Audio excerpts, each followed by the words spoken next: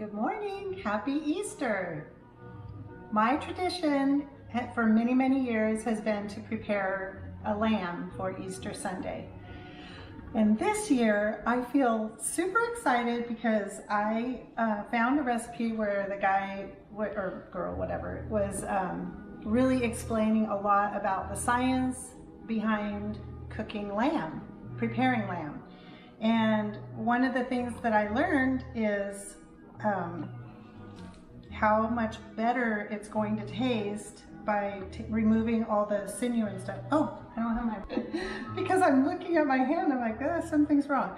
Anyway, so there's a lot of fat and sinew that's inside the leg of lamb. And so I took my boning knife and I got all of those, it's like, some parts are like plastic, white plastic. And like, here's a little bit that I didn't get. So that's what it looks like. So all that gets removed. There ended up being some loose pieces that I stuffed into crevices so that, because another thing that I learned is that the more even the whole roast is when it's complete, the better and more even it cooks, obviously. So the other thing is the rub. He called for, or I don't know why I think it was a he. The name is nondescript. So the author talked about using anchovies, that there's something, you won't taste the anchovies. In fact, I can't smell it at all. I did rinse mine. I don't know what I'm going to do with the rest of those because I only used 3 out of a can, but that's for another day. Anyway, he said that it has a chemical or whatever in it that breaks down something that causes the gaminess, the gamey flavor of the lamb. And so the benefit to doing this, opening up the leg and getting all this cut out, is that now you have this piece of meat exposed and you can get all this good yummy flavoring, which is rosemary, garlic shallots, lemon juice, or lemon peel, and a little bit of anchovy. And then look, it rolls up into this beautiful even roast.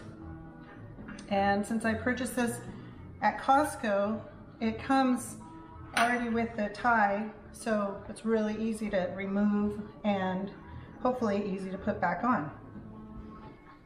So now I have, and oh, another thing that the author said is that this rub needs to be cooked because garlic doesn't get that, garlic and onion doesn't get that sweet flavor until it gets to over 300 degrees, and you don't only want the internal temperature of the lamb to be about 130 when you pull it out of the oven. So I just feel so educated.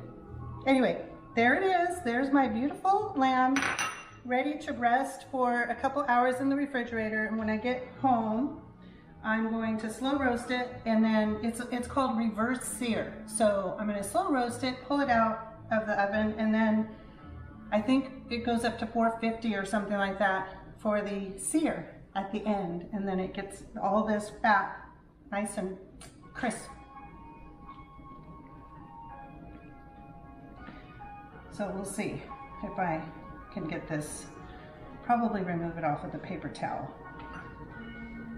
It's first time for everything, right?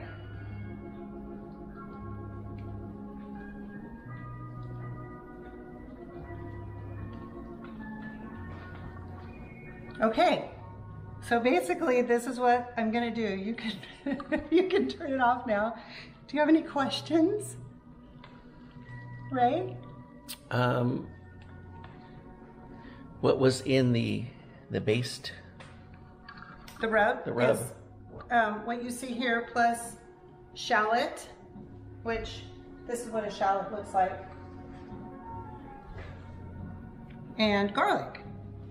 So there's a couple cloves of garlic, and that's why I had to saute in olive oil the mixture, because we wanted the sweet flavor of the garlic and the shallot. And how long do you think this will cook? Well, it slow cooks at like 275, I think, for several hours. This is only a 5, well, with all the fat I cut out, it was 5.5 pounds, which I'm glad. I got the biggest one I could find. I think it was at least a pound of fat that I cut out from the middle and from the outside. Where's your scale? You can try it. Oh, okay. Well, let's stop the video and we can weigh it. But anyway, it's going to be a lot less cooking time than, because the recipe is for a 10-pound roast. Oh, there we go. So in all the fuss of trying to make a video of this Easter Sunday lamb preparation, I forgot to add the salt. And so I had to, and the pepper. So I had to take the whole thing apart and get it good and salted and pepper. And then I had to get it back in this this roll thing, whatever this is called, the tie. What? Happy Easter.